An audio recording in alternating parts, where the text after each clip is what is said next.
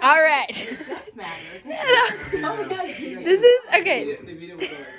This is my audience today. Yes. Ivan, my boyfriend, my mom, Becky, and my dad, Jim.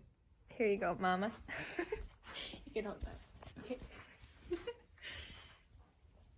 Hello, my name is Madison Steele, and I will be doing my testimony speech.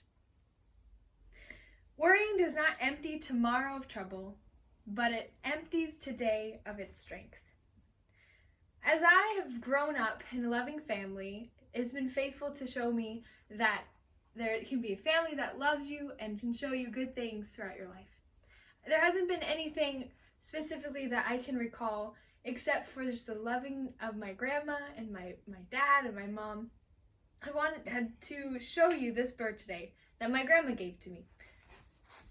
It's a story of this bird that I want to explain how my life has moved from anxiousness and worry to peace in God.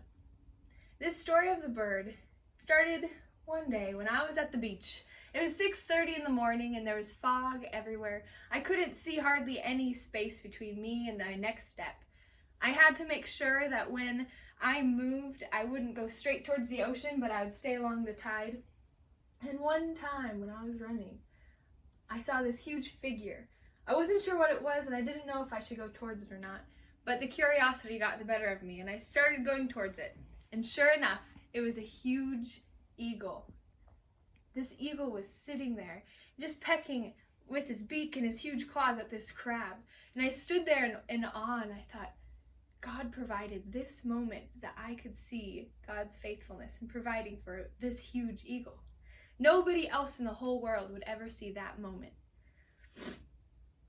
As I think about that time, and as I reflect, I remember that in God's word it says that we should not worry about anything but what we should eat or where we should go or how things will come to be, but that God is in control. And even the birds, that they don't store up food for themselves, they don't know where the food will come from, but God provides for them faithfully. It also says in God's word, in Psalms 145, that God opens his hand and all living things are satisfied. All living things. Including that eagle that I saw on my run early in the morning when the fog was everywhere.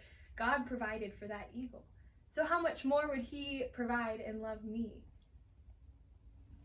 As I think upon my life in the way that God has moved and shaped me, my testimony is one of retraining of my mind.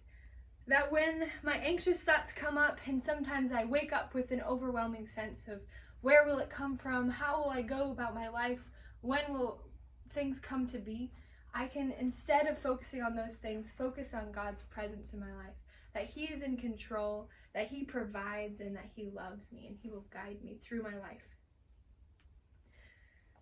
I'm still a work in progress, and even though I still struggle internally to know where my next thing will come from or to trust God, I can have in full confidence that even as God provided for the birds, he'll also provide for me.